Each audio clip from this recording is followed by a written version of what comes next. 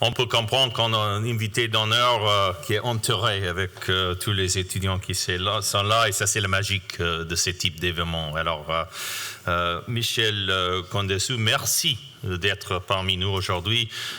Merci de nous honorer avec votre présence. It is wonderful to have you here with us, and we're very appreciative of you taking the time to come. Monsieur Condessou is a global figure in finance, to say the least. He is today an honorary governor of the Bank of France, but a former governor of the Bank of France and managing director of the International Monetary Fund.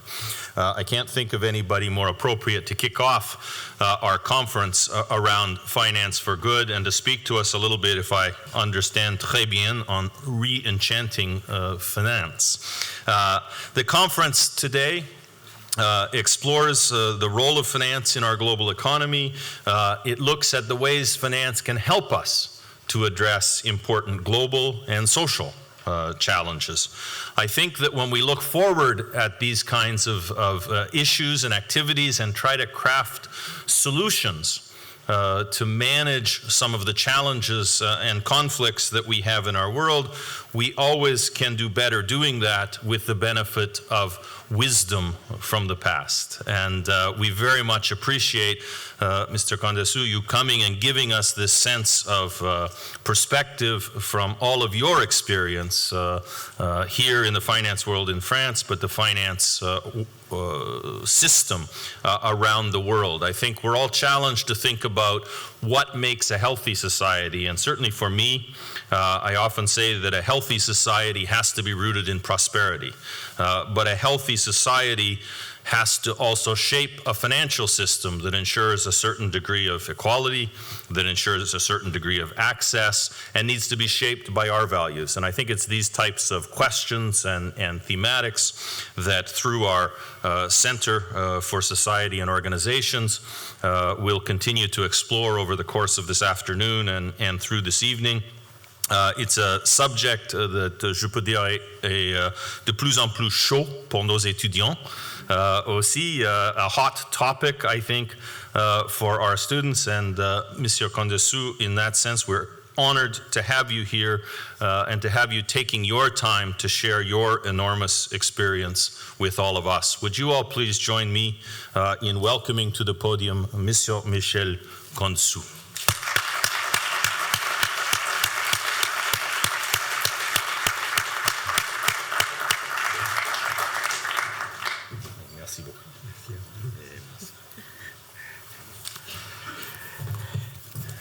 Bonjour. Je ne suis pas sûr de m'exprimer aujourd'hui dans la langue qui est celle d'HEC. Mais enfin, je pense que d'une manière ou de l'autre, ce que j'ai à vous dire passera. Peut-être préférerez-vous du français à peu près convenable que de l'anglais mal prononcé. Je voudrais vous dire que c'est pour moi vraiment un honneur, évidemment, mais surtout une grande chance que de vous rencontrer.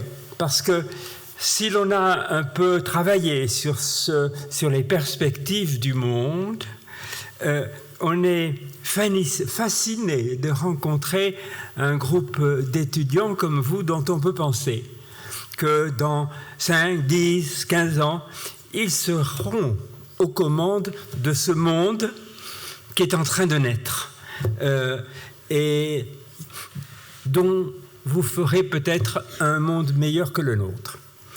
Alors, c'est toute la question du réenchantement des finances, entre autres. J'ai vu que sur un programme, le sujet dont je dois parler est le réenchantement des finances.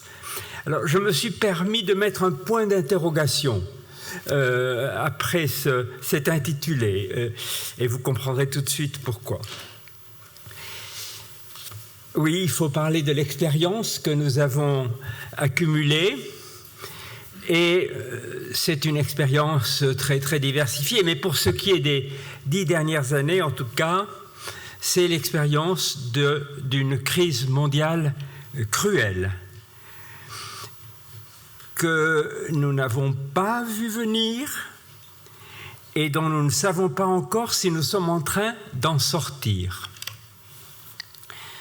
Si on regarde vers le passé, nous voyons qu'elle est là, en effet, depuis 10 ans maintenant, ou presque, que ces séquelles pèsent lourdement sur nos conjonctures. Et je ne connais pas beaucoup d'experts qui pourraient nous dire qu'ils sont sûrs que la prochaine crise n'est pas au coin de la rue. Pour vous tous, qui savez bien que d'une manière ou de l'autre, la finance mondiale sera au cœur de vos métiers, la situation dans laquelle nous sommes vous confronte à 2 choses. La première, une énigme. Comment cette tragédie mondiale a-t-elle pu se produire? Et elle vous confronte aussi à la nécessité incontournable de rechercher les voies d'une reconstruction. Je n'ose pas encore employer le mot d'un réenchantement. Je vais donc aborder ces 2 points-là, essayer de déchiffrer l'énigme et de rechercher ou de vous accompagner dans votre recherche des voies, fussent-elles exigeantes, du réenchantement. Déchiffrer l'énigme.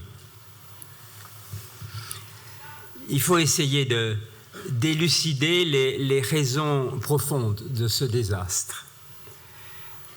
C'est bien la plus grande crise financière probablement de l'histoire mondiale, avant ou après 29, je ne sais, mais en tout cas la première à avoir des dimensions universelles et des ravages immenses. Jusque-là, la finance était dans une sorte de position impériale. Tout le monde nous disait qu'elle est trop puissante, que le politique lui est asservi, etc., etc. Or, après ces quelques années, elle est profondément décrédibilisée. Une formidable défiance à son égard est venue grossir la profonde crise de confiance qui affecte toutes les institutions, et y compris les institutions politiques du monde. Alors, tout a été dit à son égard. Je voudrais que nous nous arrêtions simplement à quelques observations difficilement contestables. La première, c'est que cette crise vient de loin. Nous avons assisté, depuis une trentaine d'années, le début des années 80 à peu près, à une sorte, un peu avant d'ailleurs, le courant des années 70, à une sorte de dérapage collectif dans la sphère financière, à tous les stades. Erreurs techniques et lourdes fautes éthiques se sont étroitement mêlées. D'où a pu venir un pareil désastre? On se contente parfois de l'expliquer, et pour les macroéconomistes comme moi, c'est relativement confortable. On l'explique par le formidable déséquilibre des fonctions d'épargne et d'investissement qui est reflété dans les déséquilibres pyramidaux des balances des paiements entre les pays à surplus, asiatiques ou pétroliers, et les pays en déficit, les twin deficits des États-Unis, et aussi par les complaisances des politiques monétaires à l'origine de situations mondiales insoutenables d'endettement. Soit. Mais de toute évidence, il y a plus. Et à mon avis, humble avis, discutable. L'explication fondamentale se trouve dans l'impact de la révolution idéologique néolibérale promue par Hayek, Friedman et quelques autres dans le courant des années 70 à 80. Et la rencontre de cette révolution idéologique avec la vaste dérive consumériste de nos sociétés au lendemain des 30 Glorieuses. On se souvient que pour Hayek, dont l'influence a été profonde, les forces d'autorégulation du marché sont telles qu'elles suffisent à provoquer les ajustements nécessaires, les optimisations nécessaires en toutes circonstances. Toute intervention publique susceptible de contrarier ces forces serait alors à exclure. Il faudrait donc se défaire de ce souci du bien commun, de la justice sociale, de l'intérêt de la communauté dont Adam Smith considérait qu'elles étaient essentielles à la réussite harmonieuse et durable d'une économie de marché. Et cette vision-là d'Adam Smith a finalement inspiré l'économie sociale de marché qui s'est développée et qui a fleuri en Europe au lendemain de la Seconde Guerre mondiale. Or, cette révolution intellectuelle néolibérale s'est produite au moment même où un immense marché mondial, non plus monétaire, mais financier, commençait à se développer et s'est instauré de fait, sous l'influence de cette doctrine, hors de toute régulation et de tout contrôle. Je vous remercie pour ces liquidités inconditionnelles. Avec le tournant néolibéral incarné par Mme Thatcher ou par le président Reagan, l'État était hors jeu. Pendant sa campagne électorale de l'année 80-81, Reagan disait « L'État est le problème, non la solution. » Never lecture the bankers. J'entends encore Mme Thatcher me dire ça un jour où j'avais été lui expliquer les responsabilités de la Banque internationale dans la crise latino-américaine des années 80. Never lecture the banks. Vous n'avez rien à leur dire, ne vous en mêlez pas, les laissez faire. Eux savent ce qui est bon pour le monde. Ouais. Entre nous soit dit, je ne l'ai écouté que d'une oreille. Les régulateurs, à ce moment-là, se sont vus invités à laisser ce nouveau marché financier mondial en toute liberté. Le contrôle du Fonds monétaire international en était exclu.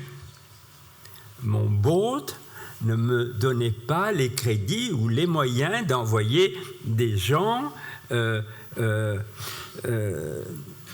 ouvrir les livres d'un certain nombre de grandes institutions dont on savait très très bien qu'il s'y passait des choses funestes probablement pour l'économie mondiale. Du coup, la tentation a été très forte pour les institutions financières d'inventer des instruments leur permettant de loger sur ce nouveau marché des opérations qui, sur le marché monétaire plus surveillé, n'auraient pas pu se développer avec la même exubérance et les mêmes profits. C'est ce qui s'est produit avec la fuite de ces opérations vers le hors-bilan, quasiment hors de toute règle et de toute surveillance prudentielle. De fait, ce que nous pourrions appeler cette hérésie néolibérale du capitalisme s'est traduite dans le monde de la finance par 3 lacunes majeures. L'absence d'un cadre réglementaire minimum, puisqu'il était interdit d'interdire. Deuxièmement, l'absence d'institutions capables d'appliquer à ces formes nouvelles de la finance les règles nécessaires et de les faire respecter. Et enfin, troisièmement, et peut-être surtout, une carence éthique, puisque la préoccupation éthique était écartée. Hélas, et probablement sans que les promoteurs de ce changement en aient été parfaitement conscients, en écartant la préoccupation éthique de la gestion de l'économie, cette nouvelle approche ouvrait l'économie à toutes les pulsions humaines d'accaparement de chacun pour soi, à une sorte d'hubris collective. Sur un marché sans règles ni surveillance, bon nombre d'acteurs ont considéré qu'ils avaient la bride sur le cou et certains se sont mis à se comporter comme des gens sans foi ni loi. Leurs comportements ont fini par servir de référence, même si quelques voix multipliaient les mises en garde. On se souvient de la remarque de... J'ai le souvenir d'avoir été là quand ces mots ont été prononcés. La remarque d'Alan Greenspan en 1996, disant « Nous rentrons dans l'ère de l'exubérance irrationnelle ». Cette remarque n'a troublé personne. Elle n'a absolument pas entamé le consensus global qui préconisait le laisser-faire. On a abouti à ce formidable dérèglement, fait autant d'erreurs techniques que de fautes morales. La liste en est longue. Un jour, peut-être, vous lirez le texte de ces remarques. Je vous donne un annexe, une longue liste de ces erreurs, mais vous les connaissez tous très bien déjà, et on les repère à tous les stades de la crise. Toute la gravité du problème provient du fait que ces dérapages techniques ou éthiques n'étaient pas seulement de ceux de tel ou tel individu ou de telle et telle institution, mais elles aboutissaient à un dérèglement général du système. Et celui-ci se produisait au moment où, dans les dernières années des 30 Glorieuses, toutes nos sociétés se vautraient dans le consumérisme. L'avidité devenait politiquement correcte et la consommation devenait destin. La dérive de la finance ne se produisait pas dans une espèce de bulle, mais elle faisait système avec toute une évolution de la société. Toute une littérature d'investigation se complaît aujourd'hui à nous révéler 1000 exemples de dévoiement des comportements et des règles, comme si les aberrations des années d'exubérance irrationnelle avaient fait des financiers des objets anthropologiques aussi fascinants que telle ou telle tribu papou. Les plus grands succès de librairie au cours des dernières années sont relatifs évidemment à ces dérives de la finance. Alors laissons là cette liste d'erreurs, tournons-nous plutôt vers l'effort entrepris et toujours en cours pour restaurer la crédibilité des finances. Il s'agissait de combler les 3 lacunes que je viens d'identifier, en commençant par le système de régulation. Et là, il y a une bonne nouvelle. Par rapport à ce qui s'était passé en 1929, la manière dont la communauté mondiale a réagi a été remarquable.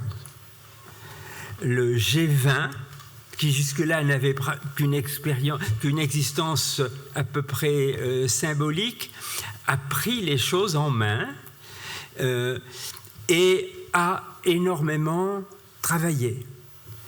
Je peux lui donner ce témoignage. J'ai assisté pendant les 20 années précédentes à toutes les réunions du G5, 7, 10, 20.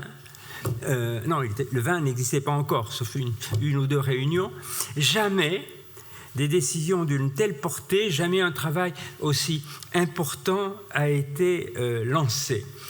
Je pourrais vous donner deux exemples qui m'ont paru tout à fait saisissants. Quand vous prenez leur premier communiqué après la crise, il n'y est pas tellement question des mesures prises dans l'immédiat, la nationalisation de banques décidées par le gouvernement des États-Unis ou de Grande-Bretagne, mais de principes tel que celui-ci, nous nous engageons à renforcer toutes nos régulations.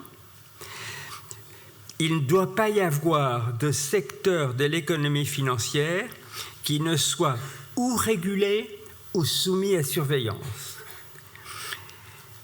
Tous les sujets tabous ont été abordés. Étaient tabous, par exemple, jusque-là, les centres offshore, les fonds spéculatifs, les hedge funds, les agences de notation. Il était entendu que dans toutes les réunions des gouvernements, on ne parlait pas de ces choses-là.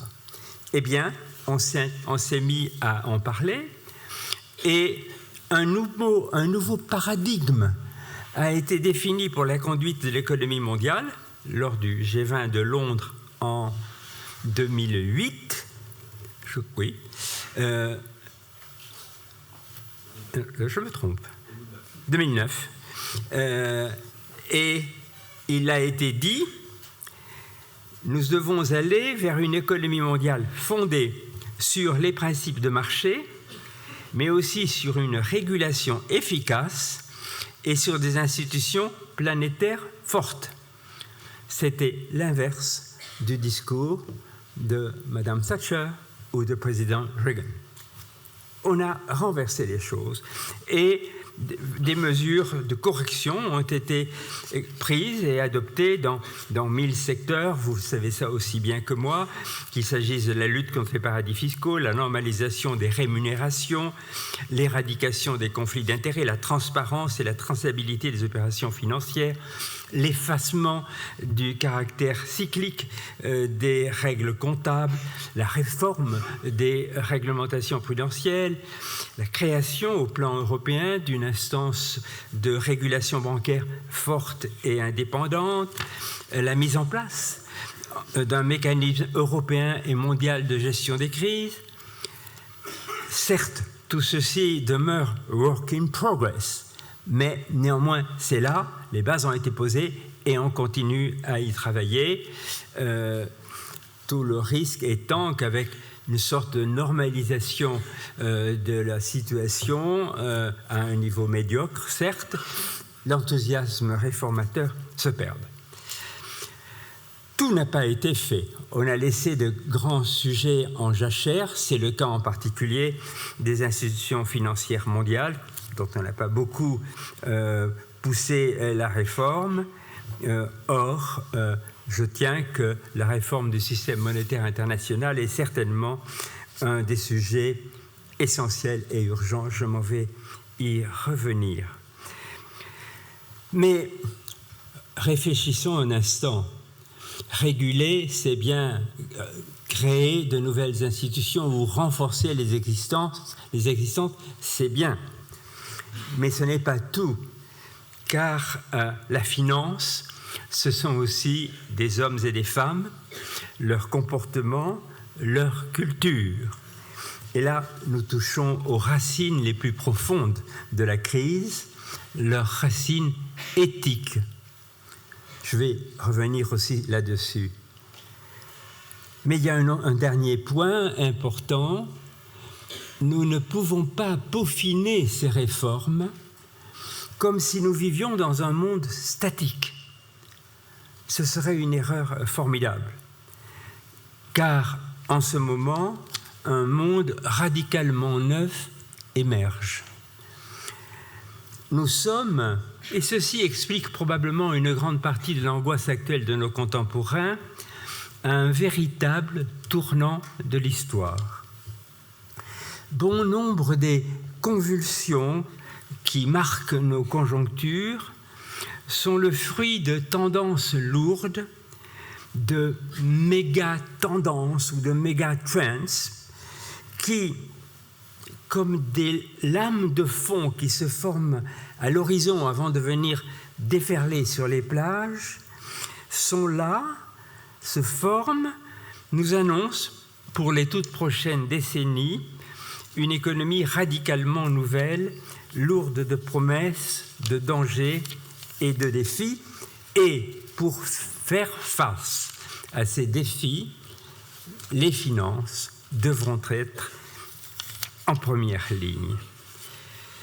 Alors, si vous voulez, et là je sais que j'enfonce pour les étudiants de Sciences Po et les vôtres en particulier, monsieur le professeur, je vais enfoncer des portes ouvertes. Mais il se trouve que pendant plusieurs années, j'ai participé à Washington à des groupes de travail, en particulier à un think tank qui s'appelle l'Emerging Market Forum, dont le but était de réacclimater la réflexion à long terme dans la réflexion des gouvernements. Amener les gouvernements à relever, comme on dit dans ce pays, le nez du guidon. Et c'est ainsi qu'on a fait des études vers l'Afrique en 2040, le Mexique en 2040, le Mexique en 2039, etc.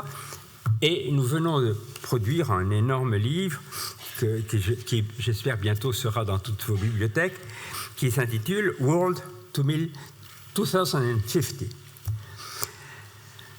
Qu'est-ce que nous trouvons dans ce livre? Comme nous ne sommes pas des futurologues amateurs, simplement on a essayé de voir où les méga-trends qui peuvent dès maintenant être identifiés nous amènent vers 2040 et 2050. Nous savons qu'ils sont conflictuels entre eux, que d'autres trends vont apparaître. Néanmoins, un certain nombre de choses sont évidentes, et je le dis avec plaisir à HEC Paris, l'image de 2050 qui apparaît est assez différente de celle qui prévaut en France. En France, nous sommes très pessimistes, comme vous savez, et nous prévoyons un monde plus dur, plus violent, moins prospère que celui d'aujourd'hui. Or, cette réflexion froide, quantifiée autant que possible, à laquelle nous nous sommes livrés, nous invite à garder l'espoir de léguer à nos petits-enfants un monde meilleur, à condition d'engager sans tarder de vigoureuses corrections de trajectoire.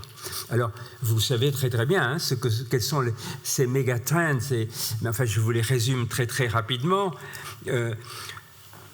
La croissance va continuer à un rythme un peu moins fort, irrégulier, constamment menacé par la montée des inégalités. Néanmoins, on va vers un triplement de la taille de l'économie mondiale vers 2050, ce qui n'est pas rien.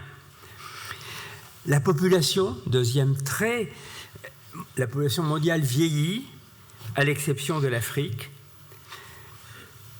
qui va doubler sa population d'ici 2050, à quelques miles de nos côtes, ce qui signifie que les migrations que nous connaissons aujourd'hui ne sont rien par rapport à celles qui se produiront. L'urbanisation du monde va s'accélère déjà. Elle atteindra les 2/3 de la population mondiale. Grâce à ce triplement de l'économie mondiale, les classes moyennes vont continuer de se développer à vive allure, et elles atteindront avec les classes supérieures, elles pourraient atteindre avec les classes supérieures près de 85% de la population mondiale, ce qui nous annonce des choses fascinantes du côté des perspectives peut-être de la démocratie, d'un nouvel âge de la société civile, mais aussi, évidemment, associé au changement climatique, une pression accrue sur les ressources naturelles dont les limites se font chaque jour plus manifestes. Changement climatique, évidemment, avec un risque très très sérieux que celui-ci ne soit pas celui qu'on nous a promis à la COP 21, malgré toute la qualité du travail qui s'y est fait, mais il est au moins aussi vraisemblable que le changement, l'accroissement de la température ne soit pas de 2, mais de 5. Et là, nous parlons de catastrophes multiples. Des changements technologiques, pour le meilleur et pour le pire, inimaginables aujourd'hui, mais ils seront là. la poursuite du processus d'émergence des grands pays du tiers-monde, se traduisant par un glissement tectonique des lieux d'influence économique et politique du monde, de l'ouest vers l'est.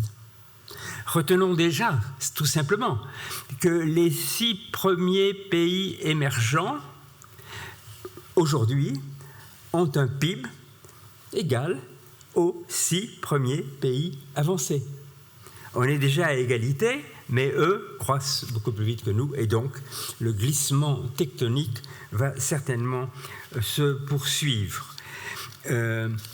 Face à de tels changements, une profonde réforme de la gouvernance mondiale s'imposera dans le sens d'une organisation multipolaire, d'autant plus indispensable que la stabilité et la sécurité du monde sont durablement mises en cause par l'activité d'acteurs non étatiques violents qu'il n'est pas indispensable de nommer. Alors, chacun de ces traits pris individuellement vous est totalement familier. Prenez-les ensemble, réfléchissez 2 minutes et vous voyez que vous allez avoir à gérer un monde totalement neuf. Et tout dépendra de la manière dont la communauté des hommes que vous contribuerez à diriger fera pour faire face à l'ensemble des risques, utiliser les chances,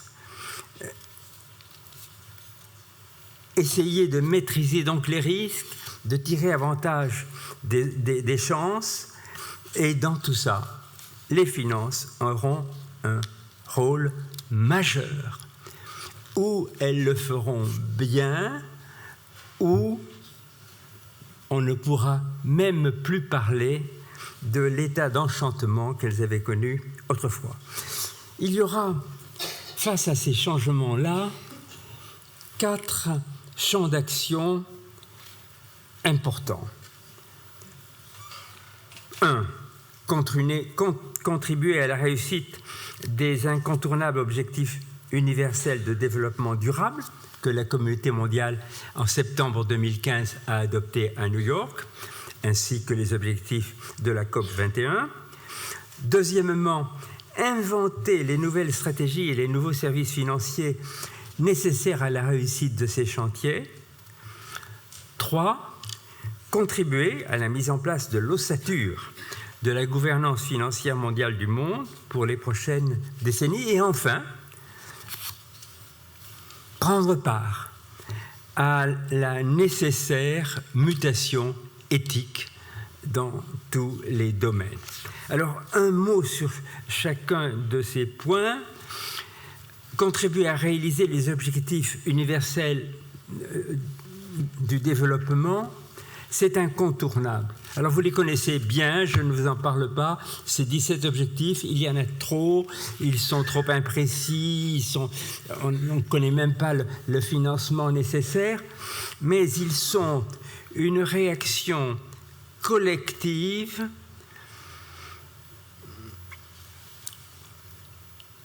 de l'instinct de survie de l'humanité. Ce qui se joue là, même si on essaye d'y accrocher une logique économique, c'est le survie de l'humanité. Les ignorer serait accepter de nous laisser irrémédiablement glisser vers une succession de catastrophes. Le problème financier essentiel, et jusqu'à ce jour sans solution, a été admirablement résumé à l'initiative et sous la direction de M. Bertrand Badré, que vous allez écouter tout à l'heure, et dans un travail qui a été très judicieusement intitulé « From Billions to Trillions ». Il faut que vous recherchiez sur le site de la Banque mondiale ce document qui ne fait qu'entre 15 et 20 pages, mais qui est lumineux pour vous situer les perspectives, les grandes perspectives et les grands défis du monde. Mais le point est que autant On sait ce qu'il faut faire, autant on ne sait pas combien finalement ça coûtera. La seule chose que l'on sait, c'est qu'il y aura une impasse financière, cette impasse qu'il y a entre quelques centaines de milliards de dollars et quelques trillions de dollars. Je suis heureux que vous écoutiez tout à l'heure M. Badret. Certes, il évoquera certainement, j'espère du moins, ces problèmes-là. Et s'il ne les évoque pas, reportez-vous à ce livre qui est sorti, je crois, ce matin ou hier, Money, Honey. Vous verrez, vous y trouverez toute la substance qui vous est nécessaire et ça vous permettra de faire l'économie d'un grand nombre d'autres lectures. Donc, il y a une impasse à déjouer. Les financiers devront en définir les termes et se tenir prêts à prendre leur part dans sa solution. Mais comment? Et c'est ici que nous trouvons le deuxième champ immense à cultiver. Il faudra inventer les nouvelles stratégies et les nouveaux instruments nécessaires pour réaliser ces objectifs et franchir de nouvelles étapes critiques du développement du monde. Alors, qu'est-ce qui s'impose pour ça? Eh bien, il ne s'agit pas de renoncer à l'invention d'instruments sophistiqués qui continueront d'être nécessaires. Il ne s'agit pas de se contenter de renoncer aux délices toxiques de l'économie de casino.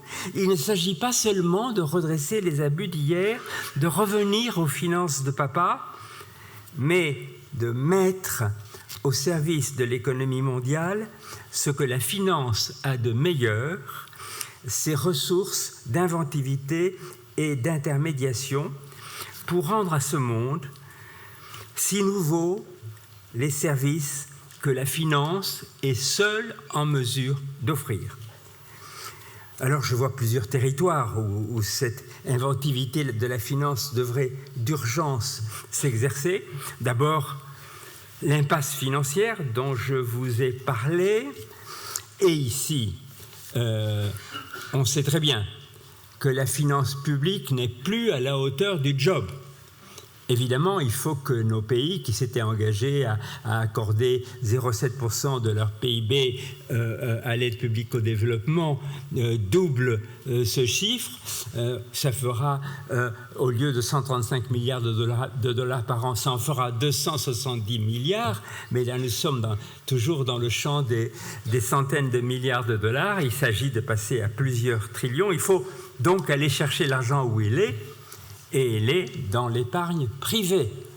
Et c'est ici que la finance devra amener, en particulier dans des pays comme celui-ci, être assez intelligente, assez persuasive pour convaincre ce pays et ses dirigeants de faire toute la place dans le financement des investissements, de l'investissement collectif à l'épargne privée. Ceci est contraire aux mentalités dominantes de ce pays, à droite ou à gauche. Nous avons oublié que le grand développement urbain de la France au XIXe siècle, l'eau, le gaz à tous les étages, n'est-ce pas? Vous avez cette petite pancarte encore sur les immeubles de Paris, c'est de l'épargne privée. Eh bien, il nous faut faire face au développement et au financement des grandes conurbations du monde.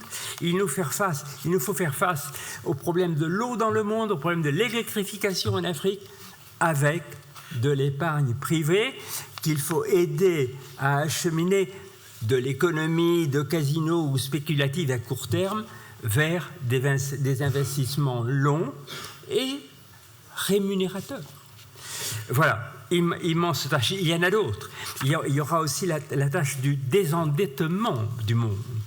Nous sommes confrontés à un problème majeur de surendettement du secteur public dans le monde, mais aussi de plus en plus d'endettement du secteur privé. Songez à l'écho qu'a eu le dernier rapport de la BRI sur la situation en Chine. Eh bien, là aussi, il va falloir inventer des méthodes de désendettement intelligentes et compatibles avec l'économie de marché. Beaucoup y réfléchissent. C'est un gros travail. Il y a beaucoup d'autres choses, mais là je vous renvoie au livre de Bertrand, qui seront à inventer. Il faudra aussi, j'accélère un petit peu parce que je connais les contraintes d'un peu de temps qui me guettent, il faudra aussi inventer et mettre en place l'ossature financière de l'économie mondiale dans les prochaines décennies. Monsieur le directeur général, je serais infiniment honoré si un jour ou l'autre vous m'invitiez à venir parler aux étudiants des difficultés, de la nécessité, du côté incontournable d'une réforme du système monétaire international. Vous verrez qu'il y a beaucoup d'idées neuves aussi à exprimer, mais je ne peux le faire aujourd'hui. Enfin, là où la crise a été éthique à son origine, sa sortie doit l'être aussi. L'hérésie néolibérale a cherché à maximiser l'efficacité de la finance en se défaisant de toutes les contraintes publiques et plus profondément encore de toute règle morale. Cette illusion a conduit à évacuer la question du bien et du mal du monde de la finance. Comme si, à la porte des salles de marché, à la porte des salles de conseil d'administration ou de conseil de direction, il y avait un petit panneau « Session en cours, conscience au vestiaire ». Eh bien non, la maximation du profit à court terme a pu être libérée, des rendements mirifiques devenir courants, mais en prenait ainsi le risque de détruire l'économie tout entière en s'aveuglant sur la dimension humaine plénière de l'économie. Et vous connaissez la suite. Ne cherchons pas plus loin la clé du réenchantement. Rendons la finance à des hommes et des femmes pleinement responsables et non plus éviscérés de ce qu'ils ont de plus essentiel et de plus admirable, je prends les mots de Kant, la loi morale au fond de leur cœur. Préparons, pour gérer l'économie du XXIe siècle, des hommes de raison, de conscience et de cœur. Ils n'en seront pas moins efficaces, bien au contraire. Le retour à une économie mondiale en croissance optimale et durable passe par cette prise en compte de la plénitude des besoins humains. Seuls sauront le faire des hommes et des femmes poursuivant, au-delà du profit à court terme, le progrès global et inclusif de l'économie.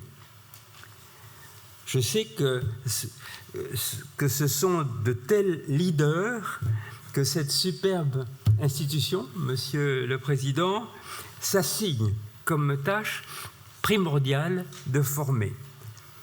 En m'adressant à vous, chers amis étudiants, j'ai l'espoir très vif, je pourrais même dire la certitude, que nombreux seront dans vos rangs ceux qui contribueront à faire en sorte que l'épisode barbare et désastreux que nous venons de vivre avec cette crise ne soit qu'une hérésie temporaire dans l'histoire du capitalisme. Les idéologues réganiens du début des années 80, avec qui j'ai eu beaucoup à faire, voulaient voir dans cette finance livrée à eux-mêmes l'horizon indépassable du capitalisme. Vous aurez mieux à faire.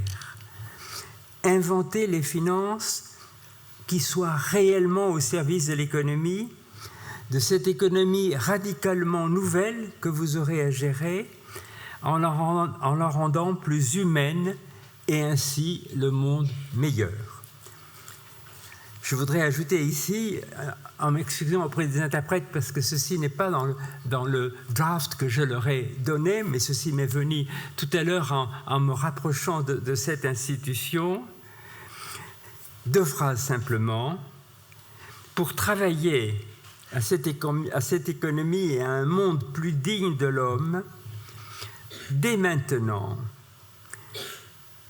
éduquez vos consciences comme vous éduquez vos intelligences.